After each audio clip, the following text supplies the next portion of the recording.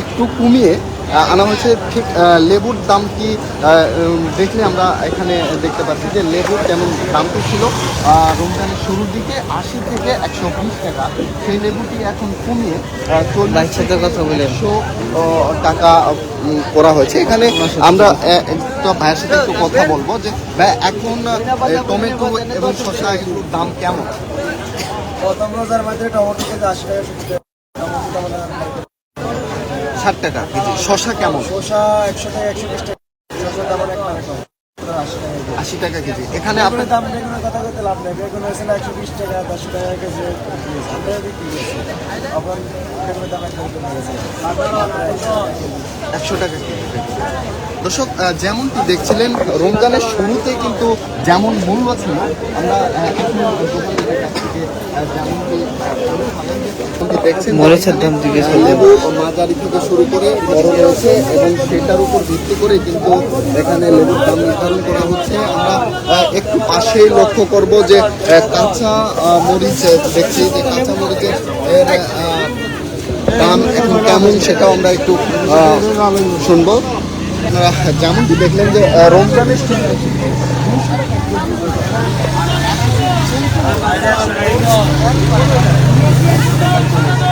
এখানে দেখা যাচ্ছে যে অনেকটাই কম কিন্তু আমরা লক্ষ্য করি এবং মানুষ তারাও কিন্তু বলছে যে নিত্যপণ্যের দাম আগের থেকে অনেকটাই কমিয়েছে এবং কাঁচামরিচ থেকে শুরু করে সকল কিছুর দামই কিন্তু এখন কমেছে। আপনারা দেখতে পাচ্ছেন যে সাধারণ তোমার 10 টাকা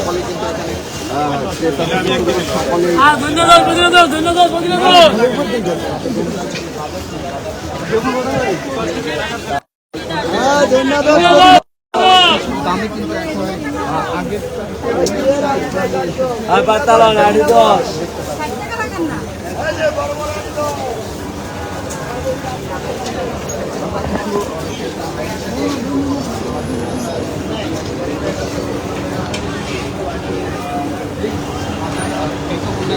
কেমন মূল্য এখন দেখছে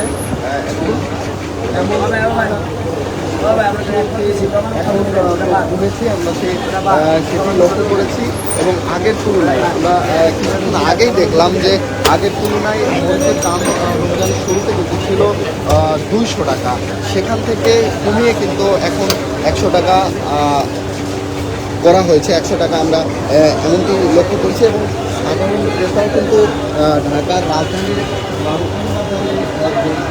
রয়েছে এখানে কিন্তু আসছেন এবং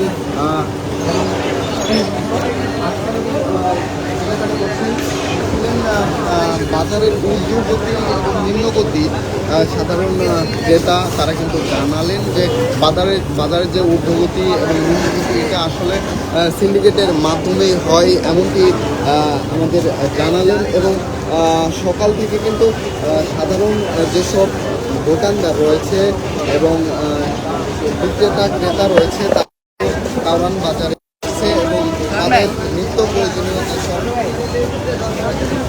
যেসব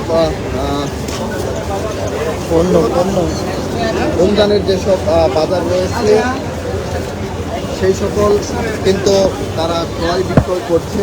পাইকারি খুচরা বাজার কারওয়ান বাজার নিত্য প্রয়োজনীয় পণ্যের দামের ঊর্ধ্বগতি দেখা গিয়েছিল শুরুর দিকে, কিন্তু এখন অনেকটাই কিন্তু কমিয়েছে। দর্শক, এই ছিল কারওয়ান বাজার থেকে সর্বশেষ।